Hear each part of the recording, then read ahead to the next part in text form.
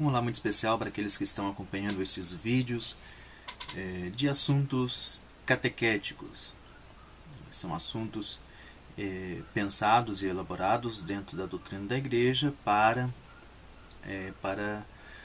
dar um suporte mais específico para os adultos de maneira especial, jovens e adultos, enfim, né?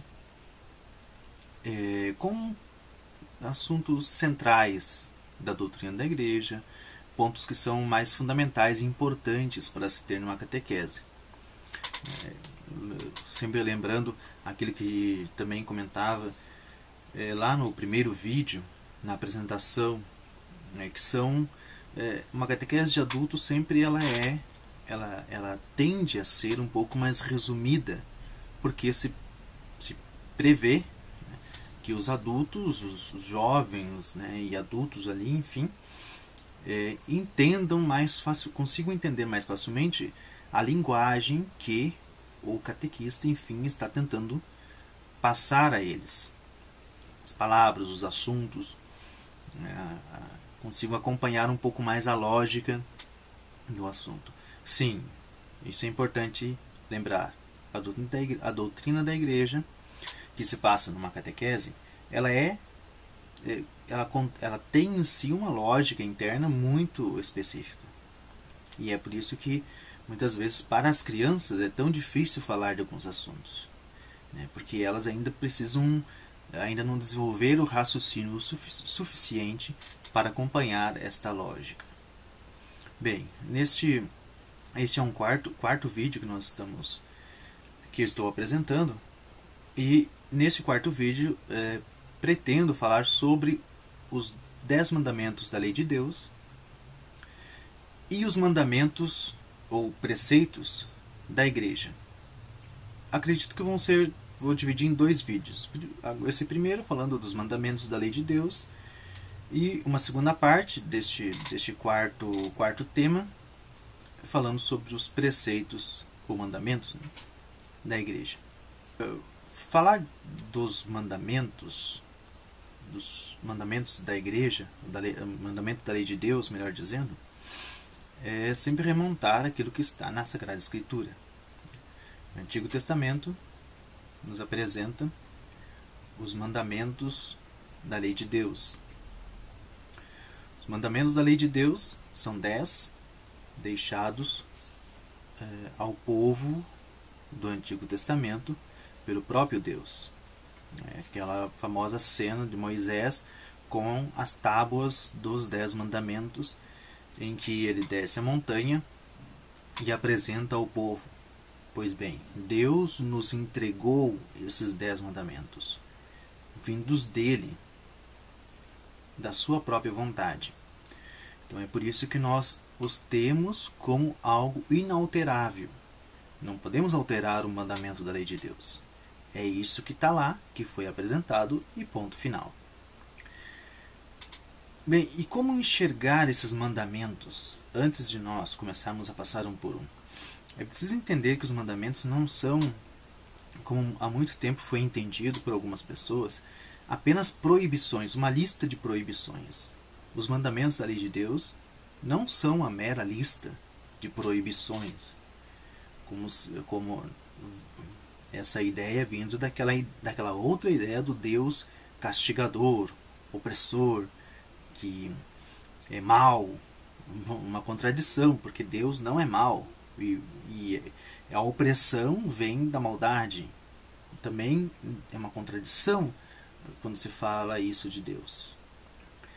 Pelo contrário, os mandamentos devem ser enxergados como demonstrações de amor de Deus. Demonstrações de amor.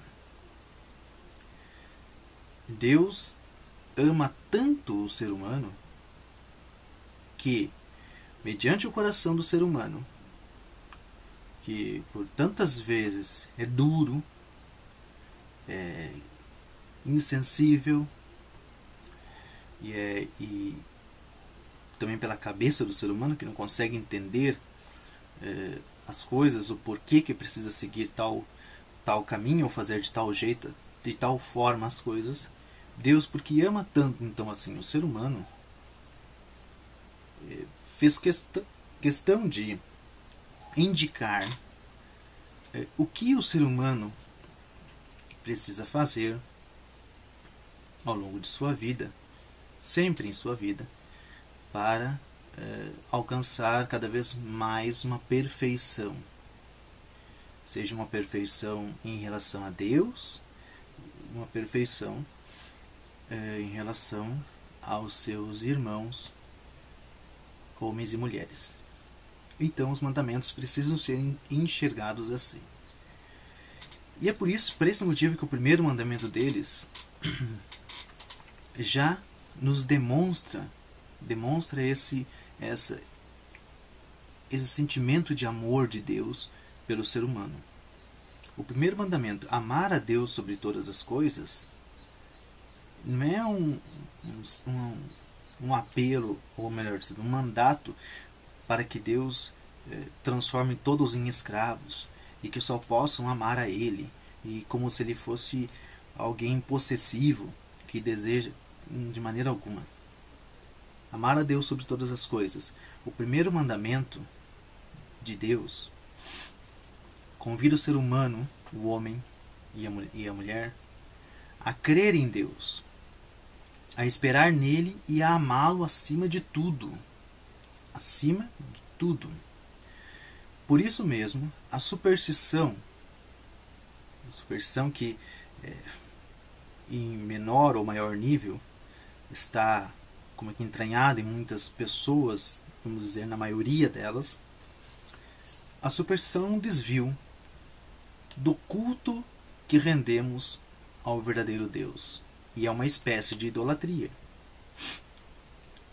Alguns cristãos dizem que o culto que prestamos a imagens é uma idolatria, que contraria este mandamento. Mas isso não é verdade. Deus proíbe ídolos. Ídolos. Ou seja, imagens que são adoradas como se elas fizessem milagres. As imagens. Como se elas fossem deuses. E que desta imagem provém o poder para que o milagre aconteça. É isso que Deus proíbe. Ídolos. As nossas imagens são como fotografias, e isso acredito que é uma explicação já difundida por várias pessoas. Nos lembram a pessoa amada, a pessoa a ser admirada.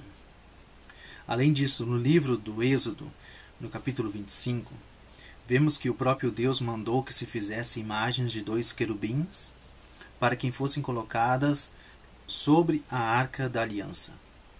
Também no Evangelho de João, no capítulo 3, versículo 14, vemos a passagem do Antigo Testamento, onde, por ordem de Deus, Moisés fez uma serpente de cobre e colocou-a sobre um poste. Essa imagem era já a prefiguração do Cristo, de Jesus, crucificado. E todos os que para essa serpente olhassem ficavam curados.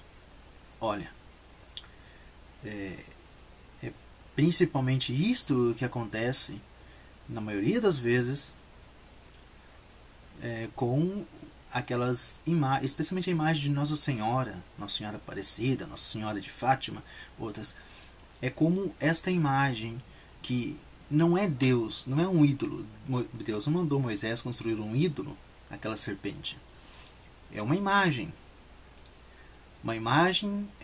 representativa, algo visual, para lembrar as pessoas de onde vem o poder, não da imagem, mas de Deus. A imagem, aquela bonita de Nossa Senhora, pintada com aquele véu bonito, ela lembra que Deus, que santificou a Virgem Maria, é Ele que pode nos curar, que pode nos santificar.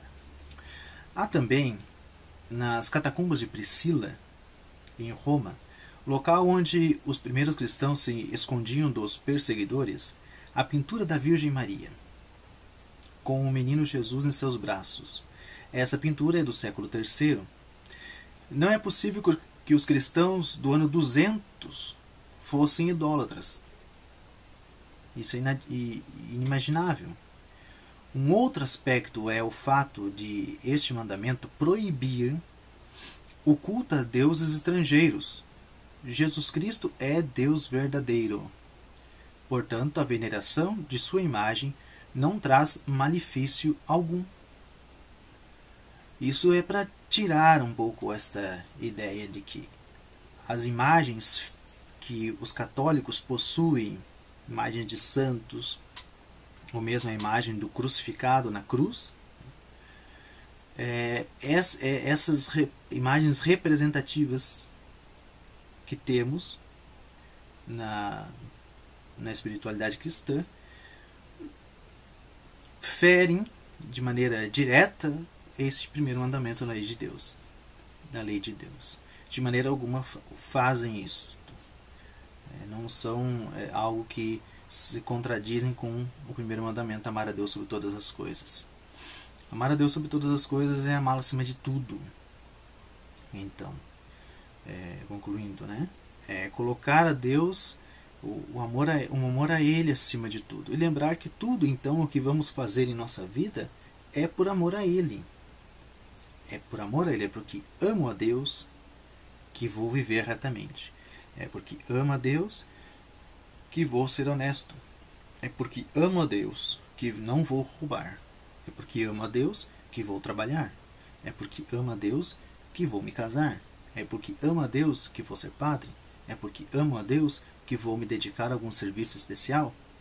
É porque amo a Deus que vou ser uma pessoa íntegra, honesta. É porque amo a Deus que vou procurar sempre o caminho do bem, a santidade. Bem, o segundo mandamento da lei de Deus é não tomar seu santo nome em vão, ou seja, o nome de Deus. Este mandamento proíbe o uso inconveniente do nome de Deus, de Maria e dos santos. As promessas feitas a outra pessoa em nome de Deus empenham a honra da pessoa, a fidelidade, a veracidade e a autoridade divinas. Devem, pois, em justiça ser respeitadas. O nome, esta importância que como muitas coisas no mundo de hoje foram banalizadas, esta importância do nome e de empenhar o nome, a honra daquilo que se fala, deve ser recuperadas, especialmente quando se fala desse segundo mandamento, não tomar o santo nome de Deus em vão,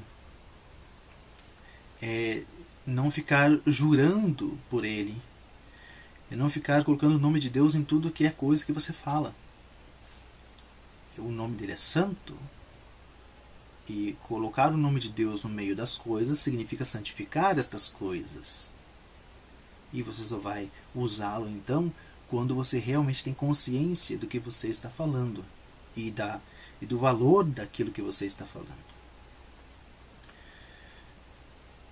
A blasfêmia consiste em proferir contra Deus palavras de ódio, de ofensa, de desafio, em falar mal de Deus. É também blasfemo recorrer ao nome de Deus para encobrir práticas criminosas, oprimir os povos, torturar ou matar. Bom, isso se fez ao longo da história da humanidade muito, especialmente na era cristã, depois de Cristo. Quantos e quantos ditadores e quantas pessoas de má vontade, com más intenções, utilizaram o nome de Deus em vão, até para oprimir o povo, para sacrificá-lo, para escravizá-lo. Ou pessoas que no mundo moderno usam o nome de Deus para encobrir seus crimes. Pessoas que usam o nome de Deus para dar uma falsa moralidade aos seus atos. E isso se vê muito no mundo moderno de hoje. Isso é uma blasfêmia contra o nome de Deus. Terceiro mandamento da lei de Deus: guardar domingos e festas. Bem, guardar domingos e festas de guarda, se diz, né? No Antigo Testamento, o mandamento prescrevia que se guardasse o sábado. E esse é um ponto interessante que precisa ser bem esclarecido. Previa que se guardasse o sábado. No entanto, esse dia foi substituído pelo domingo através da ressurreição de Cristo, que dessa forma deu início a uma nova e eterna aliança com a humanidade. O sábado era importante no Antigo Testamento, porque, segundo o livro do Gênesis, Deus começou a criar o mundo, primeiro dia, o domingo, segundo dia, terceiro dia, quarto dia, quinto dia, sexto dia, e no sétimo, ou seja, que seria o nosso sábado, Deus descansou, diz a Sagrada Escritura. Então, por isso o sétimo dia da semana tão importante no Antigo Testamento, o sábado, guardar o sábado, um dia santo em que Deus descansou após a criação. No entanto, com Cristo, Filho de Deus, inicia-se uma nova aliança, uma nova e eterna aliança, definitiva aliança, que renovou a antiga aliança. Não apagou, mas renovou. E é por isso que é conveniente, melhor dizendo, foi conveniente e foi necessário que não mais os cristãos não mais guardassem o sábado como dia santo, mas sim o domingo, porque foi domingo o dia em que Cristo, ou seja, o primeiro dia da semana, o domingo, em que Cristo ressuscitou, reafirmando definitivamente a nova e eterna aliança. Por esse motivo, o cristão católico guarda o domingo e não o sábado. Por esse motivo. Repetindo, de fato, no Antigo Testamento, o sábado era importante, por conta da narração do livro do Gênesis, em que Deus descansou no sábado, o sétimo dia. Mas, com Cristo, houve uma renovação da aliança, se firmando uma nova e eterna aliança. E por esse motivo, foi necessário, conveniente, que se trocasse o sábado pelo domingo. E o domingo, então, passou a ser o dia santo de guarda. O domingo deve ser guardado em toda a igreja como dia de festa, de preceito por excelência. No domingo e nos outros dias de festa de preceito, os fiéis têm a obrigação de participar da Santa Missa. Para isso, os fiéis devem se afastar das atividades, dos negócios que os impeçam de ir então à missa, a participar da liturgia, a ser prestado a Deus nesses dias. Nenhum fiel pode tentar impedir, sem necessidade, que outro fiel cumpra esse preceito. Ou seja, ninguém pode impedir que um cristão vá à missa no dia santo de guarda. Eu sei que isso é um pouco complicado às vezes no mundo moderno, em que às vezes o cristão está à mercê do seu patrão, às vezes do seu trabalho, mas é necessário sempre tentar fazer uma negociação, tentar ver o que se pode fazer para que não se deixe de cumprir este preceito, este mandamento. Quarto mandamento da lei de Deus: honrar pai e mãe.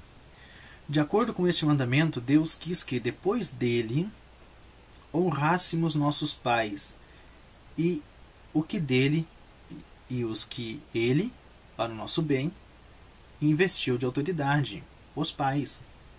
Sempre é interessante, sempre, pelo menos falei aos jovens e aos adolescentes, que honrar para o pai e a mãe não significa ter medo deles, e não é para ter medo do pai e da mãe, este mandamento. Significa reconhecer o pai e a mãe como a autoridade que Deus deu a eles. A salvação da pessoa e da sociedade humana está estreitamente ligada ao bem da comunidade conjugal e familiar, Os filhos devem aos pais o respeito, a gratidão, a obediência, a justa obediência e a ajuda. O respeito filial favorece a harmonia de toda a vida familiar. O respeito filial favorece a harmonia de toda a vida familiar. Os pais devem ser responsáveis por educar os filhos na igreja e têm o dever de atender, então, na medida de suas condições, as necessidades físicas e espirituais dos filhos. Os pais também devem respeitar e favorecer a vocação dos seus filhos. Eles precisam lembrar e ensinar que a primeira vocação do cristão é seguir Jesus Cristo. Ou seja, a vocação que surge com o batismo de maneira especial, seguidor de Jesus Cristo. Bem, resumindo, sempre gosto de falar bastante desse honrar pai e mãe por causa desses detalhes importantes. Lembrar que a vocação do pai e da mãe é uma vocação divina. E é por isso que a autoridade que eles têm sobre os filhos vem de Deus. Não é o Estado que dá autoridade aos pais. A autoridade aos pais não vem por causa de uma canetada de um juiz ou de algum outro político, mas sim vem de Deus. Os pais estão comandando ou guiando os seus filhos por uma dádiva divina. O quinto mandamento, não matar. Bem, esse mandamento aqui, ele é longo, porque não matar parece simples, mas na verdade é bastante profundo. Não matar, esse mandamento na verdade é muito amplo. Entende a Santa Igreja que ele abrange não apenas a morte em si, mas uma série de outros itens, como por exemplo, a intenção em se destruir uma pessoa, mesmo que não se consiga. Abrange também pessoas que em seus negócios provocam a morte ou a fome em outras pessoas. Isso é importante. E também há aqueles que instituem leis ou estruturas sociais visando a degradação dos costumes e a corrupção da vida religiosa. Outro, o aborto, em qualquer situação, exceto quando um tratamento médico para uma outra enfermidade, por exemplo, o câncer, acarreta em um aborto contra a vontade da mãe. O chamado aborto não provocado, ou não desejado. Outro ponto, a eutanásia voluntária, a prática segundo a qual se abrevia o sofrimento de um doente portador de enfermidade incurável, tirando-lhe a vida de maneira indolor. O suicídio, tendo em vista que é necessário fazê-lo em plena liberdade, com plena consciência e em posse de suas faculdades mentais. Claro, um suicídio, não um suicídio acarretado de uma doença mental ou de um transtorno mental, mas um suicídio, como disse, tendo em vista a necessária liberdade plena, com também a plena consciência do que está fazendo. Outro ponto, o escândalo é abrangido por esse não matar. Quando, por exemplo, por opção ou por omissão, se permite deliberadamente que o outro peque gravemente. O escândalo também é não matar, porque acaba matando, de alguma forma, a integridade da outra pessoa, por minha omissão, que não pude talvez alertar ou evitar que aquilo acontecesse. Não matar, quando se omite ajuda a alguém. Não matar, a corrida armamentista, provocar guerra.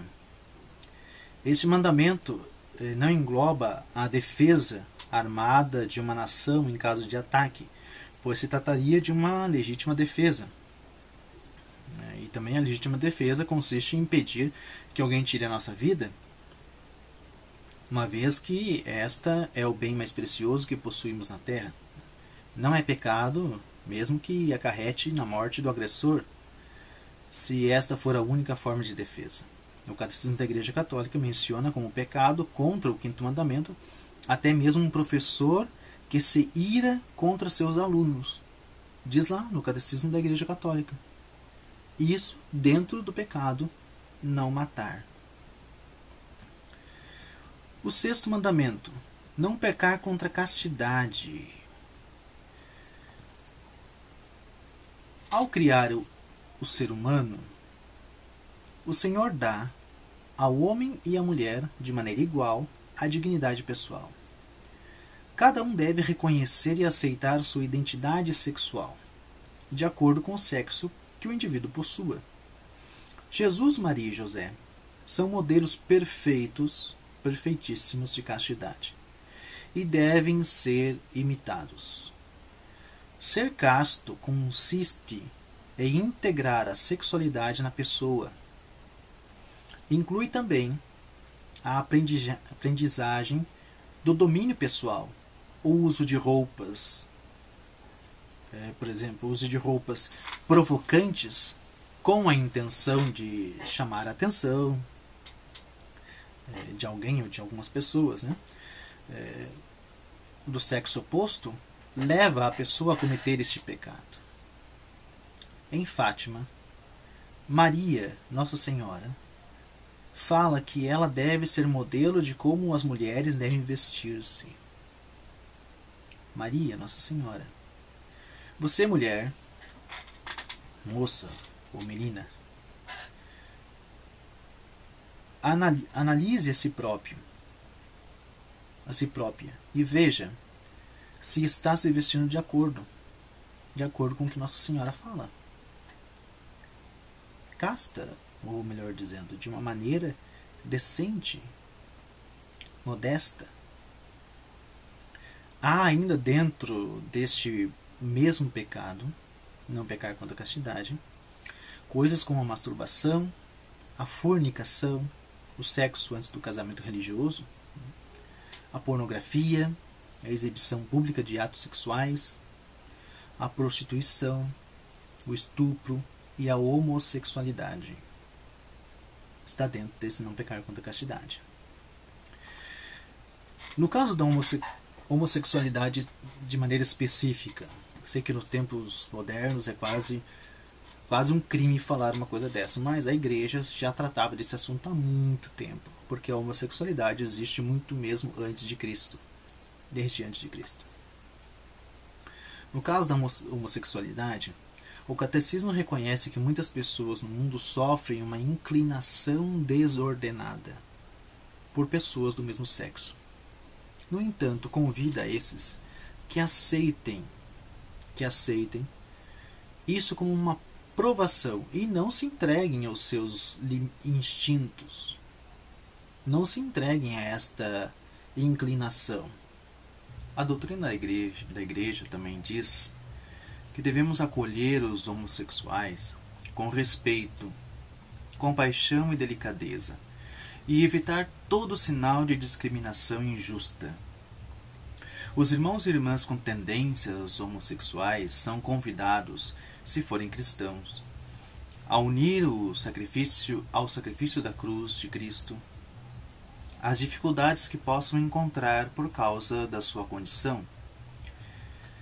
Devem, gradualmente e de modo resoluto, se aproximar da perfeição cristã, através da oração e da graça, do autodomínio, da castidade e do apoio de uma amizade sincera e desinteressada. Bem, isso é um resumo, um pequeno aporte do que a igreja, no seu catecismo, nos seus documentos também, falam sobre o comportamento e sobre o comportamento homossexual, essa inclinação desordenada. Ela está intimamente ligada com esse sexto mandamento da lei de Deus, não pecar contra a castidade. Pois, aqui vale lembrar, aquele conselho evangélico, a igreja não condena e nunca vai condenar o pecador, mas ela condena o pecado. Isso é fato. O pecado sim é condenável, o erro é condenável, mas nunca a pessoa. Nunca iremos rejeitar o nosso irmão, a nossa irmã, por alguma tendência, alguma inclinação desordenada nesse sentido, de homossexualidade, de uma vida sexual um pouco desordenada. Vamos apenas, a igreja, os cristãos em geral, devem entender que devemos acolher de um modo bastante sincero e com respeito a todos, sempre mostrando aquilo que não está bem e que de repente precisa de uma melhor orientação, uma melhor clareza. Nem tudo é o que parece, e por isso é necessário sempre esse bom discernimento, sempre com muita caridade. Bom, o 7º mandamento da lei de Deus fala sobre não furtar ou não roubar. 7º mandamento. Este mandamento proíbe a retenção indevida dos bens alheios ou a lesão do próximo com relação a eles, ou seja, não roubar, não se apropriar de algo que claramente é de outra pessoa. Vale a pena lembrar que a ajuda aos pobres é uma grande virtude. Portanto, uma pessoa avarenta não entrará no reino de Deus, diz o apóstolo com todas as letras, de modo bastante claro, na primeira carta aos Coríntios, capítulo 6, versículo 10. O nosso trabalho também é, melhor dizendo, para que possamos partilhar os lucros, os benefícios com aqueles que não têm condições. Ou seja, fala-se da caridade, da subsidiariedade, de ajudar aquele que tem menos condições do que eu. E falando da caridade, é bom lembrar que é o avarento que não é caridoso. Se eu não sou caridoso, eu devo pensar se eu não estou com esse vício da avareza. Se eu estou vivendo esse vício da avareza. E nem sempre a avareza está relacionada só com o dinheiro. É preciso lembrar disso. A avareza é um estado de espírito, um vício que se instala e que faz com que nós matemos qualquer forma de caridade que possamos dispensar aos nossos irmãos e irmãs. O catecismo nos lembra de que o pecado contra este mandamento exige reparação concreta. Ou seja, se roubou tal valor, é preciso devolver o mesmo valor, e etc. É necessário que o fiel arrependido restitua o valor ou a mercadoria roubada. Roubei uma caneta do fulano de tal, me arrependi, isso é importante, vou lá e devolvo a mesma caneta, ou uma melhor até, quem sabe, para o fulano de tal. Este mandamento também inclui a escravidão, pois priva o ser humano da liberdade, rouba-lhe um bem essencial para a vida. Lembrar que a escravidão no nosso tempo, ela ainda existe, persiste, melhor dizendo. E vários países do mundo, vários tipos de sociedade, apesar de talvez não serem cristãs, né, uma sociedade cristã, ainda existem vários tipos de escravidão, né, não somente ligados a uma cor ou uma raça, mas ainda persiste este pecado em muitos locais do mundo. O 8º mandamento da lei de Deus fala sobre não levantar falsos testemunhos. A verdade, isso é importante, a verdade é a adequação da nossa mente à realidade das coisas existentes. Ou seja, a adequação da minha mente à realidade das coisas existentes fora de mim. Assim é que eu descubro a verdade. Isso elimina aquilo que alguns, sem expressar claramente, entendem que a verdade sou eu que construo. Não sou eu que construo a verdade. A verdade não está dentro de mim, mas está fora de mim. E a verdade só é descoberta com essa adequação da minha mente com a coisa que está fora de mim. Então, eu conhecendo a coisa que está fora de mim, acabo descobrindo a verdade. Pois bem, ela não existe em fantasias, em fábulas, apesar de poder ser vista de maneira metafórica. Ser verdadeiro é uma virtude que consiste em mostrar-se coerente no agir e no falar, fugindo da duplicidade, da simulação e da hipocrisia. Este mandamento proíbe coisas como, por exemplo, o falso testemunho e perjúrio, ou seja, jurar falso, falar em verdades, respeito à reputação das pessoas, ou seja, não revelar coisas que causem o prejuízo dos outros. Isto inclui admitir como verdadeiro, mesmo em silêncio, um defeito moral do próximo, ou seja, fazer um pré-julgamento.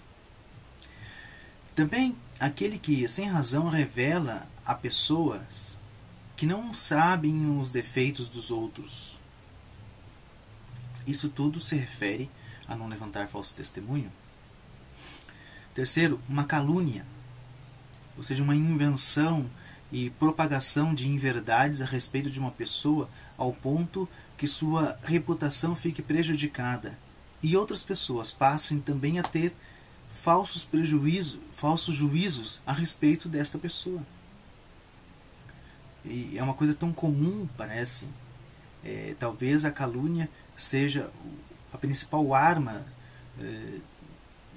do mal nas pessoas, que faz com que elas prejudiquem os outros e se prejudiquem, porque calúnia acaba sendo um pecado e acaba destruindo a nós mesmos por estar utilizando deste meio prejudicial. Para isso é necessário que saibamos interpretar as palavras das pessoas quando comentam sobre as outras pessoas e conhecer as duas faces da história. Isso nos ajuda a nos prevenir das calúnias. Com calma, não aceitar tudo que sai dos outros. Com calma, tentar interpretar e conhecer talvez mais uma ou duas ou três faces da mesma história. Quarto, uma maledicência, ou seja, destruir por vontade própria a reputação do próximo. Fanfarronice, faltar com a verdade. E ironia, o modo de exprimir-se em que se diz o contrário do que se pensa ou sente. Um mundo irônico, né? É o que as pessoas, talvez aquela pessoa perspicaz, né? Aquele que tenta ser muito espertinho nesse mundo, tenta se utilizar bastante de ironia e acaba cometendo muitos pecados em sua vida. Bom, enfim, a mentira também, dizer o que é falso com a intenção de enganar. O Catecismo menciona também como um pecado contra o 8º mandamento a quebra de sigilos profissionais. Isso aqui é interessante também observar. O Catecismo fala sobre a queda dos sigilos profissionais. Aqueles sigilos, sigilo médico, do profissional de psicologia, o sigilo do sacerdote, o sigilo de confissão, por exemplo.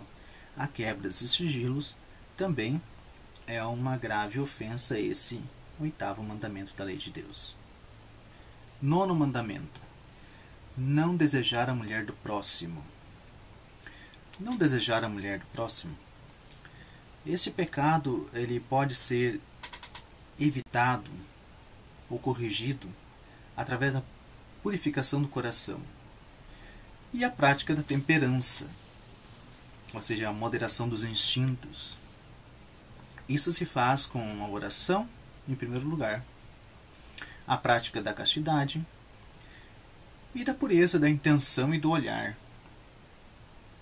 Eu sei que sempre se pensa nesse mandamento pensando nos homens que facilmente ficam olhando para todas as mulheres que passam na rua, que passam no trabalho, que passam, enfim. Mas esse mandamento, é claro, não se refere só aos homens. Não desejar a mulher do próximo também quer dizer não desejar o homem do próximo, ou seja, o companheiro, a companheira, o marido, a esposa do próximo e da próxima. É sempre nesse sentido que, claro, devemos olhar esse mandamento e tentar controlar os nossos instintos. Todo ser humano é capaz de fazer isso. Não existe ninguém que não seja capaz de fazer isso. É só nós não querermos nos entregar a eles.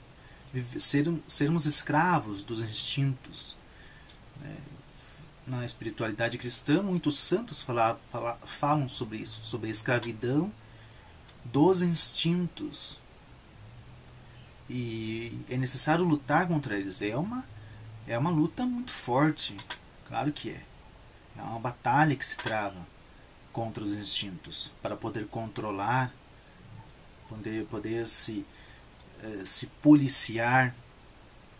Mas é necessário fazer isto, para não ofender, para não ir contra, para não pecar contra esse nono mandamento da lei de Deus. Da mesma forma, não sejam as mulheres casadas ou solteiras, falando das mulheres também, né, causa de desejo aos homens. Vistam-se e comportem-se de maneira apropriada. Isso é muito importante, né?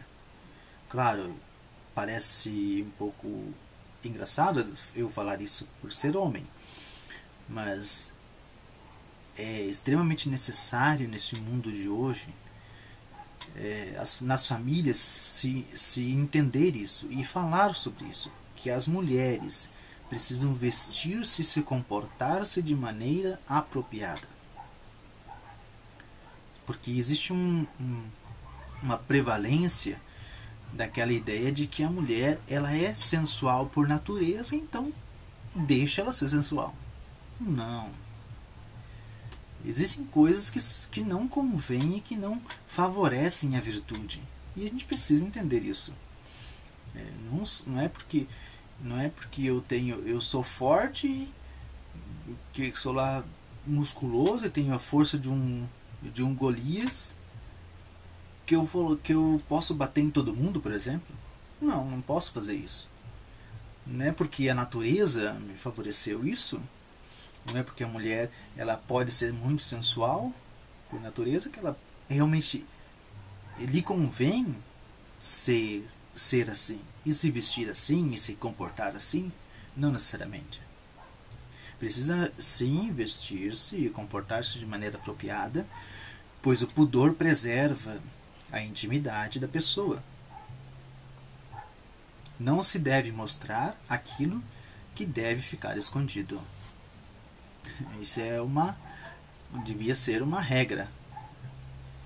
Apesar do texto bíblico não fazer alusão ao desejar o homem de outra mulher, podemos tranquilamente acrescentar esta interpretação em vista da confusa ideia hedonista em nosso tempo, dando uma falsa ideia sobre a sexualidade humana e fazendo iludirmos-nos com a máxima: se ele pode, eu também posso.